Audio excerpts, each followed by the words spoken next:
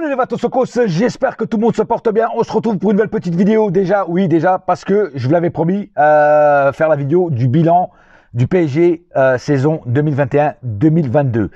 Mais avant de parler de la saison, du bilan de la saison du PSG, je voulais faire le clap de fin sur ce qui a été dit par rapport aux Espagnols qui critiquent le PSG, qui veulent descendre le PSG, enfin la Liga, les deux présidents enfin le président du Barça et le président du Real, plus le président de la Liga, le Javier Tebas là.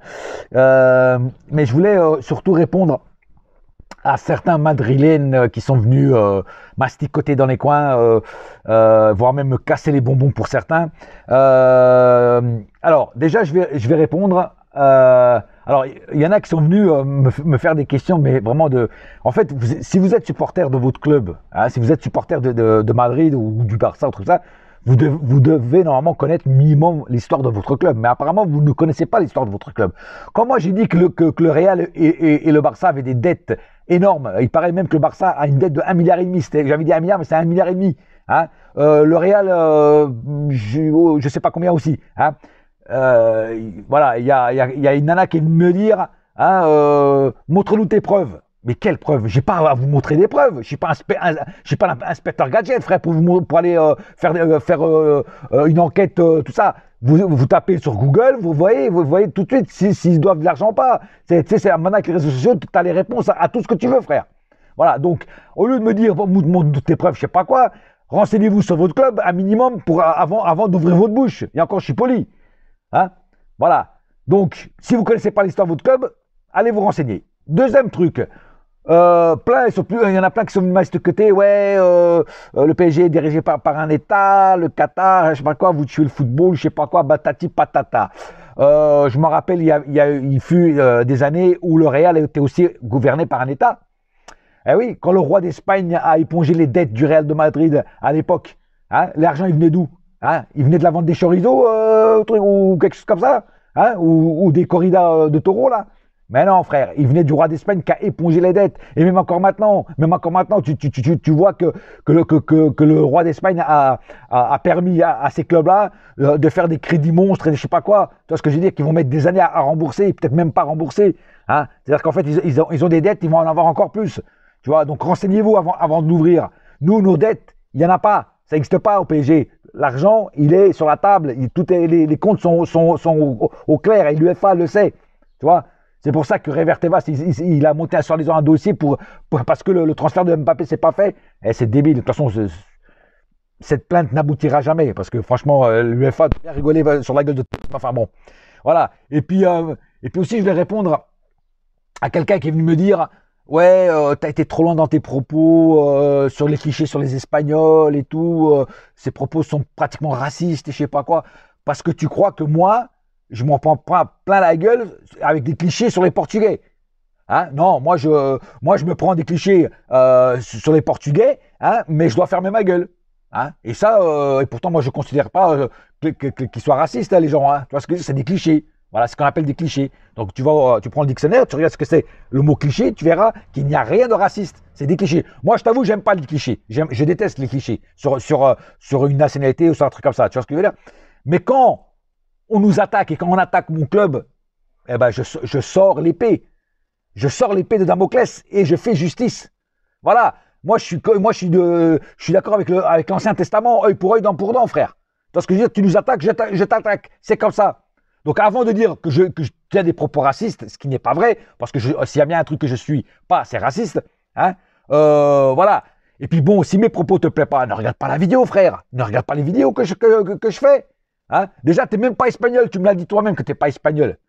Hein. Alors pourquoi tu viens... C'est vrai, les propres Espagnols, ils se plaignent pas et toi, tu viens de te plaindre. Moi, je connais des Espagnols, tu vois, et ils m'ont rien dit sur ça, tu vois.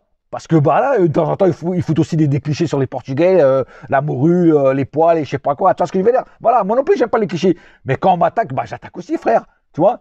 Et je titille là où ça fait mal. Là où ça fait chier. Voilà, c'est comme ça. Maintenant, moi, je suis sur ma chaîne et je dis ce que je veux. Ceux à qui ça plaît, tant mieux. Ceux à qui ça plaît pas, tant pis. Et ceux qui sont pas d'accord avec moi, vous avez le droit de pas être d'accord avec moi. Mais venez pas me dire ce que je dois dire, ce que je dois faire. Hein, en fait, vous êtes des dictateurs comme Javier Tebas qui donnent des ordres à l'UEFA pour abattre le PSG. En fait, vous êtes exactement comme eux. Hein. Et après, vous voulez pas que moi je réagisse mal et je vous réponde un peu sèchement. Eh bah oui, tu viens me répondre avec des arguments à 2 balles. Moi, je t'attaque avec des arguments à 2 balles. Voilà. Si tu veux au moins me contre-attaquer et pas être d'accord avec moi, est-ce que tu as le droit de pas être d'accord avec moi, hein, viens avec des bons arguments. Je l'ai déjà dit plusieurs fois. Donc voilà.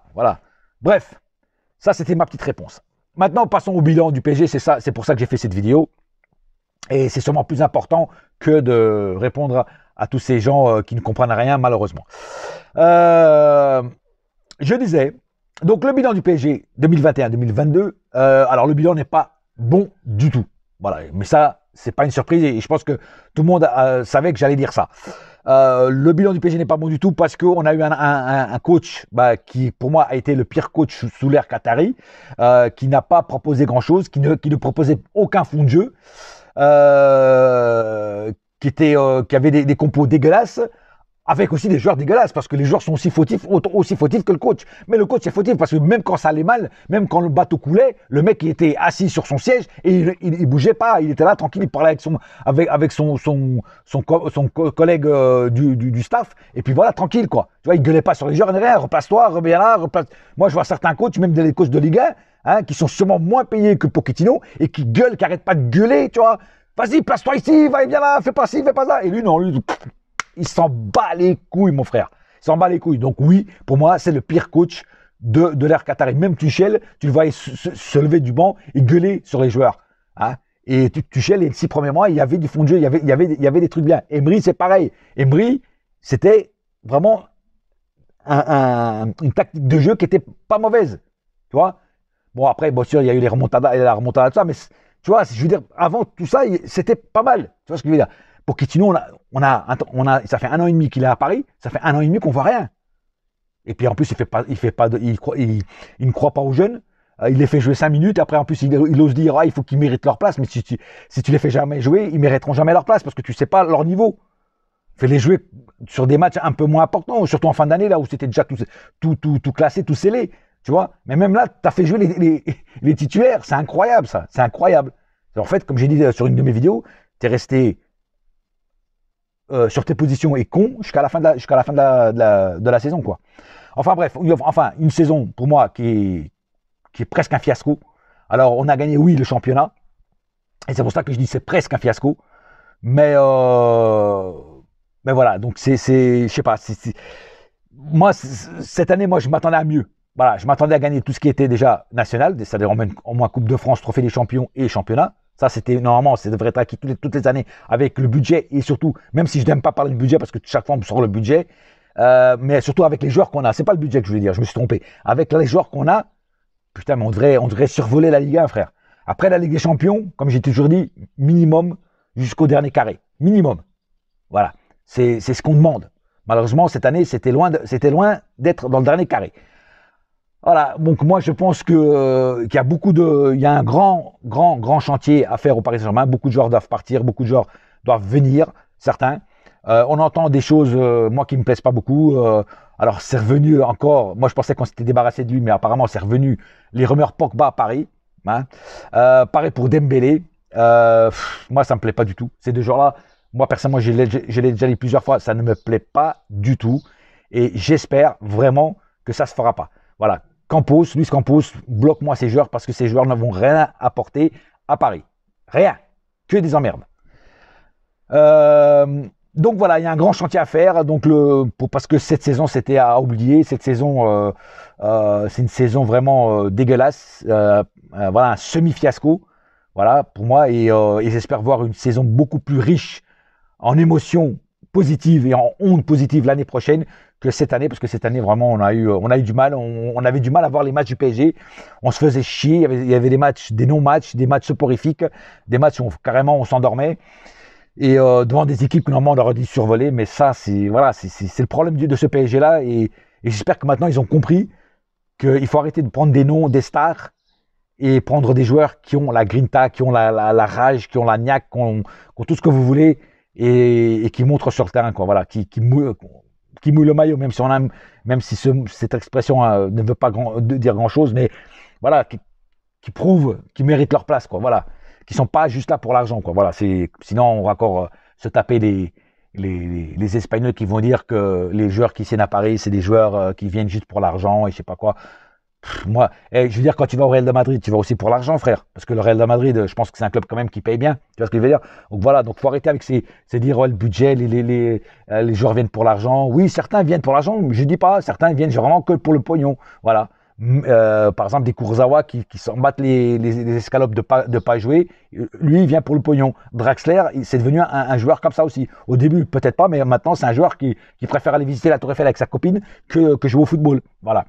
Mais voilà, c'est ça le problème avec le PSG. Donc j'espère que les prochains joueurs qui viendront ne seront pas surpayés. Et si jamais ils réussissent à faire la différence, ils peuvent avoir des primes. Là, je suis d'accord. Mais il faut vraiment qu'ils fassent la différence et qu'ils nous fassent gagner des matchs à eux tout seuls pratiquement. Tu vois ce que je veux dire? Voilà. Donc on verra ce que Luis Campos va nous amener. Alors, il y a une rumeur comme quoi Pochettino pourrait rester à Paris.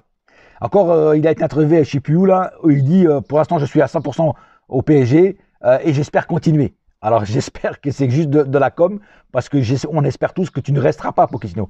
J'espère vraiment que ce sera un autre coach, que ce soit Zidane ou que ce soit n'importe qui, mais pas toi. Voilà, pas toi. Alors il y a Zidane, c'est-à-dire qu'il est à Paris. Alors on l'a vu à Roland Garros, ce qui est normal, voilà. Et il est là aussi pour la finale de Ligue des Champions qui est au Stade de France pour voir le Real Madrid contre Liverpool aussi. Mais ça ne veut pas dire qu'il est là pour le PSG. Il est là surtout pour la finale de la Ligue des Champions et Roland Garros. Voilà. Après, il peut aussi être là pour avoir une réunion avec Nasser. Hein. C'est pas impossible. Hein. Mais en tout cas, moi je le croirais pour Zidane que quand je le verrai vraiment avec Nasser et tu vois qu'il y ait des vidéos qui traînent avec Nasser et que ça soit prouvé qu'il a eu une réunion avec Nasser et qu'après on le voit signer son contrat et avec le maillot. Enfin bref, vous connaissez la suite du film. Donc on verra ce qu'il va avoir prochainement dans le mercato. Moi j'espère en tout cas une meilleure saison que cette saison parce que comme je dis, ça a été un semi-fiasco. Trophée des champions perdu, Coupe de France perdue, Ligue des champions perdue et sorti en huitième, chose inadmissible pour le PSG. Et on a juste gagné le championnat, voilà. Et je ne sais même pas comment on l'a fait pour le gagner parce que même ça on ne le méritait pas vu les matchs dégueulasses qu'on a fait en Ligue 1. Voilà, en tout cas. L'année prochaine, on espère tous avoir une meilleure saison. En tout cas, je le dis, je le répète, bilan du PSG 2021-2022, un semi-fiasco pour cette saison 2021-2022. Ce n'est que mon opinion. Vous n'êtes pas obligé d'être d'accord avec vous. Je sais qu'il y en a qui seront encore plus méchants que moi, qui diront même que ce n'est pas un semi-fiasco, c'est un fiasco tout court ou un grand fiasco. D'autres qui diront non, finalement, on a été pas si mauvais que ça. Voilà, les avis divergent, mais les gens qui disent on n'a pas été si mauvais que ça, je pense qu'on n'a peut-être pas vu les mêmes matchs alors. Voilà. Après, chacun son opinion. Je respecte toutes les opinions quand elles sont sensées et construites. Voilà. Voilà, j'ai pas plus à dire sur cette vidéo. Je vous l'avais promis. Pour l'instant, on attend donc le mercato qui n'a pas encore débuté, qui n'a pas encore ouvert ses portes. Mais j'espère des Darwin Núñez, des Anthony, des Tchouaméni, ça c'est des joueurs qui ont quelque chose, dans le moteur et qui sont là pour aider le club. Des Pogba et des Dembélé, ils vont choisir leur match, ils vont se la couler douce et ça m'intéresse pas. Voilà, ça m'intéresse vraiment pas. Voilà, c'est tout pour l'instant. J'espère que cette petite vidéo vous a plu. En attendant, on dit toujours un seul cœur. Un seul club, c'est Paris ma gueule. Yes, my friend. Et la saga continue. Allez,